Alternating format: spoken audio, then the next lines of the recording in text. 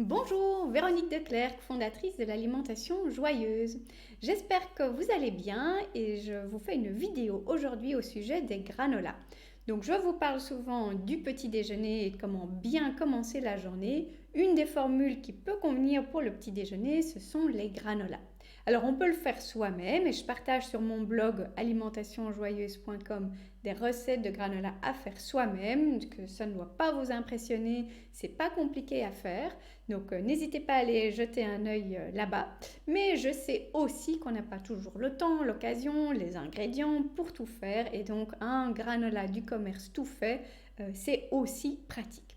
Alors j'ai été faire quelques petites courses et j'ai été faire une sélection de le rayon des granolas pour passer en revue ma sélection avec vous et voir justement qu'est-ce qui peut tenir la route, à quoi est-ce qu'on doit faire attention et est-ce qu'il y a finalement des bonnes alternatives dans le commerce.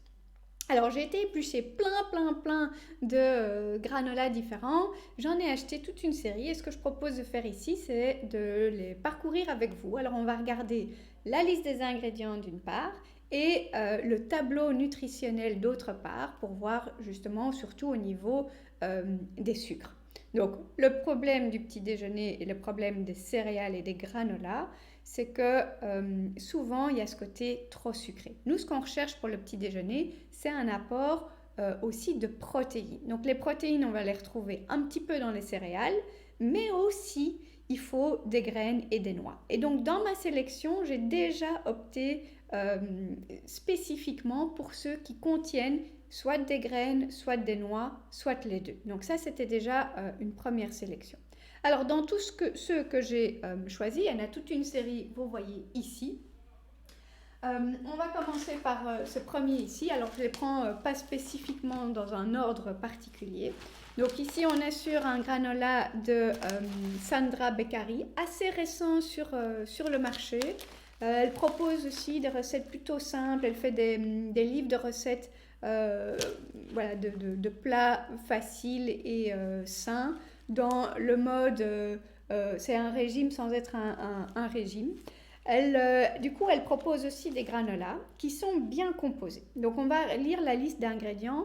Dans les ingrédients des granolas, on commencera toujours par le côté flocons de céréales et l'immense majorité, c'est toujours des flocons d'avoine. Donc, forcément, c'est ce qu'on retrouve ici aussi.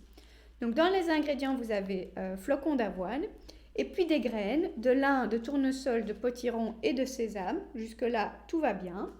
Noix de coco, c'est OK aussi. Des amandes, des noisettes, super.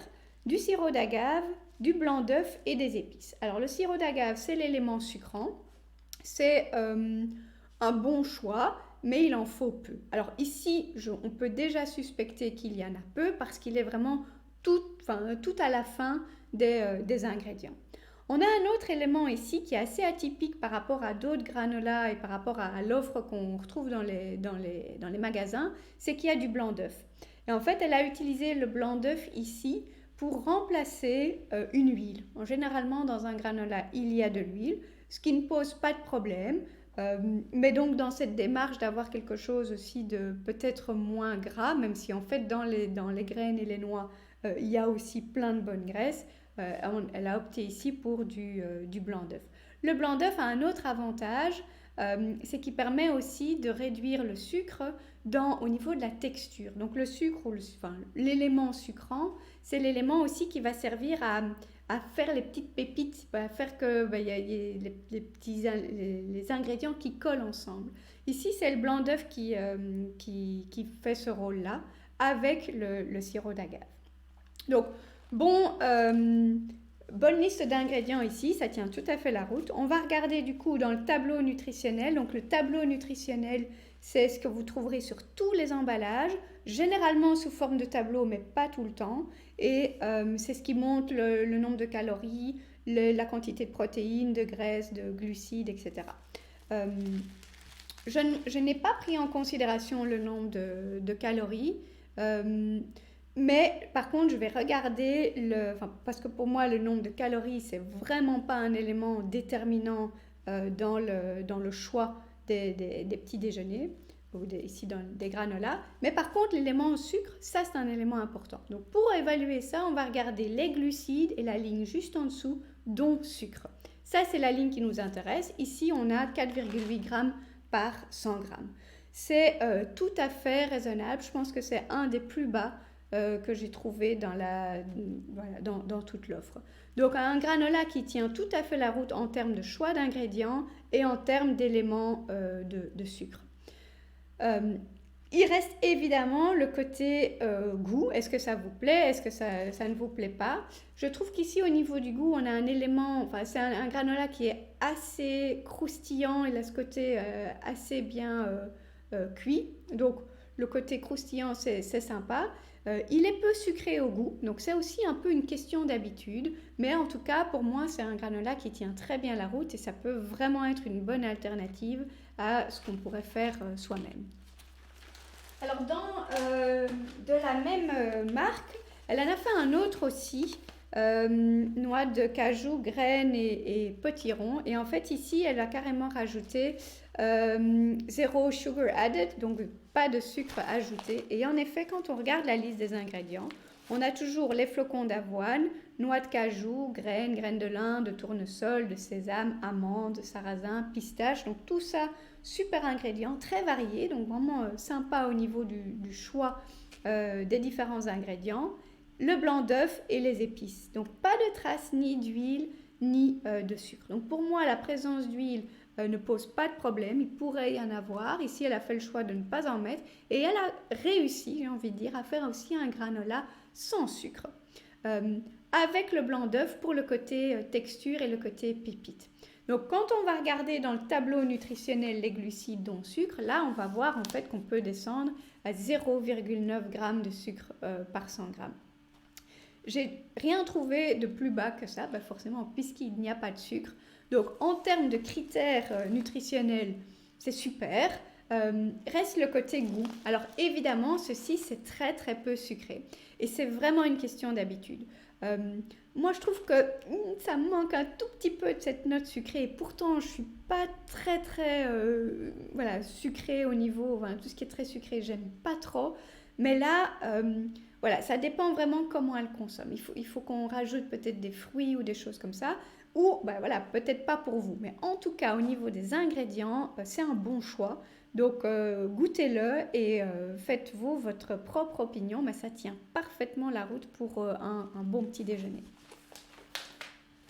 Alors, le suivant, c'est celui de la marque Bamboo. Donc là aussi, j'ai opté pour celui qui contient des graines et des noix. Au niveau des ingrédients, on fait la même chose. On a les flocons d'avoine pour commencer, graines de tournesol, l'huile de tournesol. Donc pas de souci à ce qu'il y ait une huile ici. J'aurais préféré que ça soit l'huile d'olive. C'est une huile qui est plus intéressante que l'huile de tournesol. Mais franchement, c'est acceptable. Alors on continue. Sirop d'érable. Je préfère encore le sirop d'érable que le sirop d'agave comme matière sucrante. Donc pour moi, c'est un petit plus ici. Les amandes, chips de coco, graines de potiron, noix de pécan, épices et fleurs de sel. Donc là aussi, au niveau des ingrédients, ça tient bien la route. Alors, on va regarder dans le tableau nutritionnel pour les sucres. Et donc là, on voit par 100 grammes, on est à 5,8 grammes de sucre. Donc, c'est tout à fait correct aussi. Un petit peu plus que le premier, donc qui était à 4,8, mais franchement, on est là dans le tout bas de la fourchette de ce qu'on trouve dans le commerce. Le point, la glucides dont sucre dont je vous parle, dans ce rayon des granolas, vous trouvez beaucoup d'articles qui sont plutôt au-delà de 10, voire 15, 16, 20, 25, 30 grammes de sucre par 100 grammes. Vous imaginez, c'est quasi un tiers de ce que vous mangez qui est du sucre. Donc ça, c'est pas des bonnes formules pour les petits déjeuners. Donc ici, je vous ai déjà fait une bonne sélection. Alors au niveau du goût, je trouve qu'il est très sympa aussi. Donc c'est une chouette formule. Donc premier critère, les ingrédients, nickel. Deuxième critère, le tableau nutritionnel, ça tient tout à fait la route aussi. Troisième critère, est-ce que vous l'aimez? Pour ça, il faut le goûter. Alors, les suivants dans la liste, c'est deux granolas de la marque Great Granola que j'aime bien. J'en ai choisi un ici qui est celui aux pommes et je vous lis les ingrédients. Donc voilà, on a toujours l'avoine, les flocons d'avoine. On a ici aussi en deuxième lieu du sarrasin. Donc là, on a deux sources de céréales, ce qui est plutôt sympa. Sirop d'érable comme élément sucrant, huile de tournesol, noix de pécan, graines de tournesol, graines de courge, pommes séchées, cannelle et sel marin. Donc au niveau des ingrédients, bon choix, c'est voilà, une bonne variété. Maintenant, il faut voir ce que ça donne en termes de quantité de sucre. Donc on regarde les glucides, dont sucre, la petite ligne juste en dessous. Et là, on voit qu'on est à 11,5, donc 11 grammes et demi de sucre par 100 grammes. Donc c'est plus que ce qu'on trouve dans les autres. Alors est-ce que c'est, j'ai envie de dire, comparativement à ce qu'on trouve d'autres, ça reste un très bon choix, mais ça peut vite monter. Alors ici, c'est probablement parce que d'une part, il y a plus de sirop de... C'est quoi sirop d'érable, mais il y a aussi l'élément des pommes séchées qui peut jouer là-dedans. Donc ici, un granola qui est un petit peu plus sucré, peut-être une bonne alternative si vous êtes habitué à des goûts qui sont franchement plus sucrés, déjà de passer à ceci et puis pour vous déshabituer de quelque chose qui est plus sucré. Dans la même marque, on a celui aux fruits des bois. C'est mon petit chouchou, c'est celui que je consomme depuis quelques années aussi, donc je l'aime bien. Ça ne veut pas dire qu'il est parfait, mais je trouve qu'il tient bien la route. Donc pareil, on a les flocons d'avoine, le sarrasin, l'huile de tournesol, les graines de tournesol, le sirop d'agave, des amandes, des fruits rouges lyophilisés, donc ils sont séchés, et un petit peu de sel. Au niveau du tableau nutritionnel, glucides dont sucre, on est à 6,8. Donc on est franchement en dessous de 10. C'est pas le moins sucré, mais je trouve qu'il a un chouette équilibre. Moi j'adore les fruits rouges en plus, donc il y a cette petite touche de fruits rouges qui est sympa. Donc voilà, aussi belle variété, beau choix d'ingrédients, et au niveau des sucres, ça tient la route.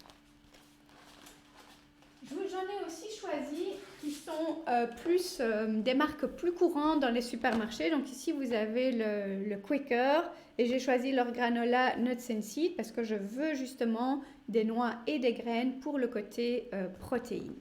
Donc même chose ici, on va regarder les ingrédients. Quand on lit les ingrédients, alors flocons d'avoine comme pour les autres. Deuxième ingrédient, sirop de glucose. Troisième ingrédient, sucre. Donc, rappelez-vous, les ingrédients, ils sont mis dans l'ordre d'importance de ce qu'on trouve au total. Donc, deuxième et troisième ingrédient, ce sont des sucres. Ensuite, on a blé complet, croquant de céréales. Croquant de céréales, ils mettent entre parenthèses que c'est de la farine de riz et de la farine de blé. Le côté farine est un peu moins intéressant parce que au niveau impact sur la façon dont on les digère, c'est pas la même chose que si on est sur des aliments qui sont moins travaillés. Donc un petit peu dommage ici aussi d'être passé par des farines. Alors on a quand même aussi des graines et des noix, donc graines de courge, huile de tournesol, noisettes, amandes, miel, mélasse, donc encore deux éléments sucrants aussi, et arôme de noix de pécan. Antioxydants. Alors, arôme de noix de pécan, ok, les noix, les graines, c'est ce qui coûte le plus cher, donc c'est ce qu'ils ont tendance à mettre le moins. Mais du coup, l'arôme, là, franchement, c'est dommage. Alors, dans le tableau nutritionnel, on regarde aussi et on a les glucides dont sucre. Et donc, sans surprise, on se retrouve quand même un petit peu plus haut, on est à 12 grammes ici. Donc, en soi, 12 grammes, ça reste relativement peu par rapport à d'autres formules qu'on trouve dans les rayons. Mais vous avez aussi vu avec les autres que je vous ai montré qu'il y a quand même moyen de trouver des granolas qui sont mieux faits, à la fois en termes d'impact du sucre et surtout ici sur le plan du choix des ingrédients. Donc voilà, ici, mitigé, on va dire. Et le dernier, aussi une marque plus connue qui est le Jordan's. Donc j'ai aussi choisi leur variété avec des noix. Alors les ingrédients ici, donc flocons d'avoine, toujours la même chose. Ensuite on a les noix, donc amandes effilées et amandes entières, des noix du Brésil, des noisettes, du sucre, de l'huile de tournesol, du miel, des graines de tournesol et des arômes naturels. Donc, dans la liste des ingrédients, ça tient assez bien la route. Donc là, je n'ai pas grand-chose à redire. On regarde dans le tableau nutritionnel. Tableau nutritionnel, donc glucides, dont sucre. Et là, on est à 16,4 grammes. Donc, vous voyez comme c'est important de regarder les deux. Parce qu'ici, en termes de liste d'ingrédients, on pourrait se dire « Oh, bon, ça va ». Et puis, quand on va regarder dans le tableau nutritionnel, en fait, la quantité sucre et miel des deux éléments sucrants qu'ils ont mis est quand même assez importante. Pour moi, ceci, c'est trop sucré pour le petit déjeuner. Donc, pour moi, ça convient moins bien. Alors, je les ai quand même achetés et je vais quand même les manger. Donc, j'en ai pas acheté que je ne vais pas manger, même si je ne vais pas les racheter. Celui-ci et l'autre, je ne les rachèterai pas. Et je vais quand même les manger, mais je ne vais pas les manger au petit déjeuner, je vais les garder pour le goûter. Au moment du goûter, l'élément un peu plus sucré est beaucoup moins dérangeant que pour commencer la journée. Donc par rapport à tous ceux qu'on a vus ici, il y a les deux derniers qui sont ceux que je n'achèterai pas. Tous les autres, au niveau liste d'ingrédients, au niveau tableau nutritionnel, pour moi, c'est des bonnes alternatives. Il y en a un petit peu plus sucré, il y en a un petit peu moins. Il reste le critère du goût. Donc tout cela, je vous encourage à les tester si vous cherchez aussi une formule toute faite et de faire votre propre opinion et de voir si c'est quelque chose qui vous plaît. Alors, systématiquement, pour les granolas, achetez tout fait. Et donc, même ceux que je juge bons pour le matin, ce que je fais systématiquement, c'est que je rajoute encore moi-même des graines et des noix. Justement pour encore rééquilibrer le côté fibre, le côté protéines et quelque part diluer le côté sucre qui est parfois encore un petit peu plus élevé. Donc ça, c'est les indications pour les granolas. Il y a un critère aussi dont je n'ai pas parlé, qui est le critère du prix. Sans surprise, c'est les granolas qui sont les mieux composés, donc les premiers que j'ai passés en vue, qui sont les plus chers. Donc clairement, ici, on peut encore vérifier que la qualité, ça a un prix. Mais moi, je trouve que ça vaut la peine par rapport à l'impact que ça a sur notre corps. Donc, choisissez des bons aliments. Faites votre propre choix par rapport à ceux qui sont recommandables. Si vous ne trouvez pas cela, j'espère que vous avez compris aussi comment lire les ingrédients, ce qu'on aime bien retrouver, ce qu'on aime moins retrouver, et puis toujours de faire le parallèle aussi avec le tableau nutritionnel. Et j'ai envie de dire, viser en dessous de 10, on va dire autour de 5. C'est un bon repère. Après, il y a encore un autre critère qui va, j'ai envie de dire, être le critère final par rapport au granola qui vous convient à vous. Et ce dernier critère, c'est de prendre donc votre petit déjeuner avec le granola. Si possible, vous ajoutez des petites graines et des petites noix supplémentaires. Vous pouvez prendre votre granola avec du yaourt ou du lait bio de vache ou végétal, avec une préférence pour le végétal, et quelques fruits éventuellement aussi. Et puis votre dernier critère, c'est de voir si ce petit déjeuner vous rassasie jusqu'au repas du midi.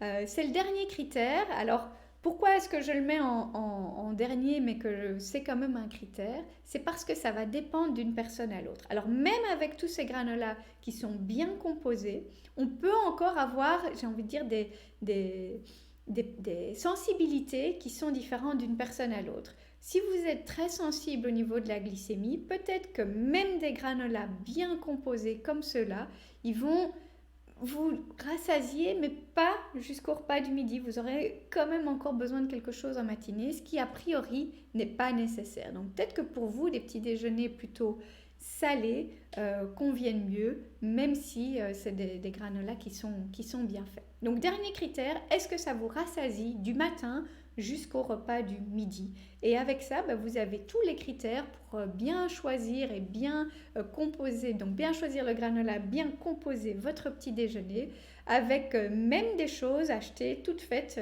dans le commerce. Dernière précision, donc tous ces granolas, je les ai achetés dans un supermarché de l'Aise, donc c'était pas en magasin bio, même s'il y a des nombreuses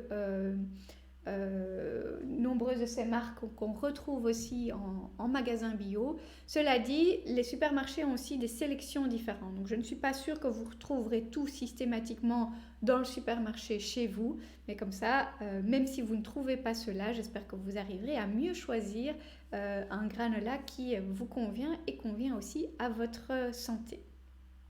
Alors merci de m'avoir écouté jusqu'au bout, j'espère que c'était une vidéo qui a été intéressante et instructive pour vous. N'hésitez pas aussi à aller voir sur le blog alimentation-joyeuse.com pour plein d'idées pour vous aider à manger sainement sans vous casser la tête. Et si vous aimez ces vidéos qui vous aident à manger sainement, n'hésitez pas à liker ma chaîne YouTube. À très bientôt!